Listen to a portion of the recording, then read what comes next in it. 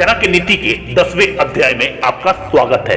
इस अध्याय को शुरू करने से पहले आपको बस इतना ही बताना चाहूंगा कि चाणक्य की इन बातों ने लाखों लोगों की जिंदगी बदली है। इसलिए यदि आप अभी इस वीडियो को देख रहे हैं तो पूरे ध्यान से देखना, ताकि आप इन बातों को एक बार में ही समझकर अपनी लाइफ में इन्हें अप्लाई कर कुछ बहुत बड़ा अचीव कर सको। इस अध्याय के पहले श्लोक में चाणक्य कहते हैं कि गरीब वो नहीं है जिसके पास धन नहीं है, असल में वो रईस है यदि उसके पास विद्या है। लेकिन जिस व्यक्ति के पास विद्या नहीं है, असल में वो सब प्रकार से निर्धन है। जीवन में हमें अपना हर कदम फूक फूक कर रखना चाहिए। हमें छाना हुआ जल ही पीना चाहिए। हमें वही बात बोलना चाहिए जो शास्त्र संगत हो, और हमें वही काम करना चाहिए जिसके बारे में हम सावधानी पूर्वक सोच चुके हों।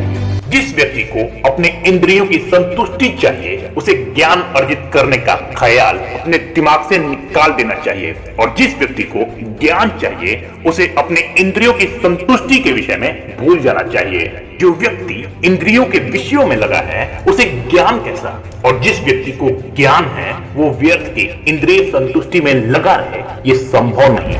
आगे चाणक्य लिखते हैं कि इस दुनिया में ऐसा कुछ भी नहीं है जो एक कवि की कल्पना में नहीं आ सकता। ऐसी कोई सी भी बात नहीं है जिसे करने में एक औरत सक्षम न हो। ऐसा कोई भी बकवास नहीं है जो एक दारू पिया हुआ आदमी नहीं करता, और ऐसी कोई भी चीज नहीं जिसे एक कौवा नहीं खाता हो।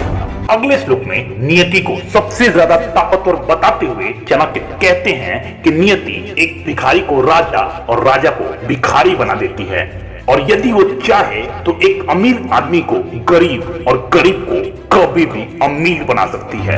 एक भिखारी कंजूस व्यक्ति का दुश्मन होता है। एक अच्छा सलाहकार एक मूर्ख व्यक्ति का शत्रु होता है। वो पत्नी जो परपुरुष में रुचि रखती है, उसके लिए उसका पति ही उसका शत्रु होता है।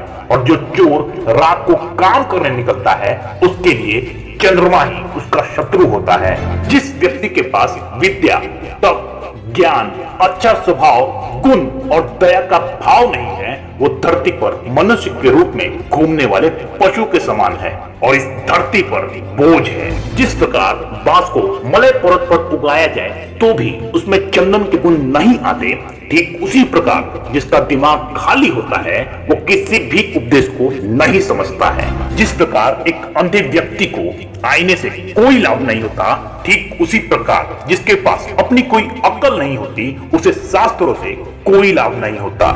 जिस प्रकार आप पृष्ठ भाग को चाहे कितना भी साफ कर लें, वो कभी श्रेष्ठ भावों की बराबरी नहीं कर सकता, ठीक उसी प्रकार एक बुरे आदमी को आप चाहे कितना भी सुधारने का प्रयास कर लें, वो कभी भी पूरी तरह सुधर नहीं सकता। अगले श्लोक में चाणक्य लिखते हैं कि अपने नजदीकी संबंधियों का अपमान करने से जान जाती है, दूसरों का अपमान करने से दौलत जाती है। एक राजा का अपमान करने से सब कुछ चला जाता है, पर एक ब्राह्मण का अपमान करने से समस्त कुल का ही नाश हो जाता है। यदि आप निर्धन हो गए हैं तो आपके लिए बेहतर यही है कि आप जंगल में एक झाड़ के नीचे रहें जहां बाघ और हाथी रहते हैं। उस जगह पर रहकर आप फल खाएं और जलपान करें। जरूरत पड़ने पर घास पर सोएं और पुराने पेड़ों की खालें पहन लें। लेकिन भूल कर भी ऐसे हालात में आपको अपने सगे संबंधियों के साथ नहीं रहना चाहिए।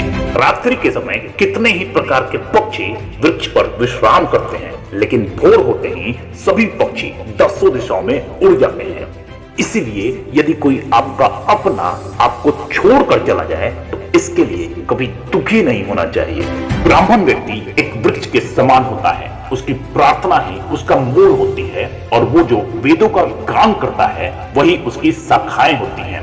जो पुण्य कर्म करता है वही उसके पत्ते होते हैं। इसीलिए उसे हमेशा अपने मूल को बचाना चाहिए, क्योंकि यदि मूल नष्ट हो गया तो न तो शाखाएं रहेंगी और न ही पत्ते। चाणक्य कहते हैं कि जिसके पास विद्या है वही शक्तिशाली होता है। बुद्धिहीन पुरुष के पास कोई शक्ति नहीं होती। यही कारण है कि एक छोटा सा खरगोश भी चतुराई से मदमस्त हाथी को तालाब में गिरा देता है। इस अध्याय के अंतिम श्लोक में चाणक्य भगवान विष्णु की आराधना करते हुए कहते हैं कि हे विश्वंभर, आप सभी का पालन करते हो, मैं मेरे गुजारे की चिंता आखिर क्यों करूं जब मेरा मन आपके ही महिमा गाने में लगा हुआ है। आपके अनुग्रह के बिना एक माता की छाती से दूध नहीं बह सकता और किसी भी शिशु का पालन नहीं हो सकता। हे यदुवंशियों के प्रभु, हे लक्ष्मीपति, मैं यही सोचते हुए अपना सारा समय आपके ही चरणों की सेवा में खर्च करता हूँ। इस प्रकार चाणक्य नीति का ये 10वां अध्याय यही समाप्त होता है।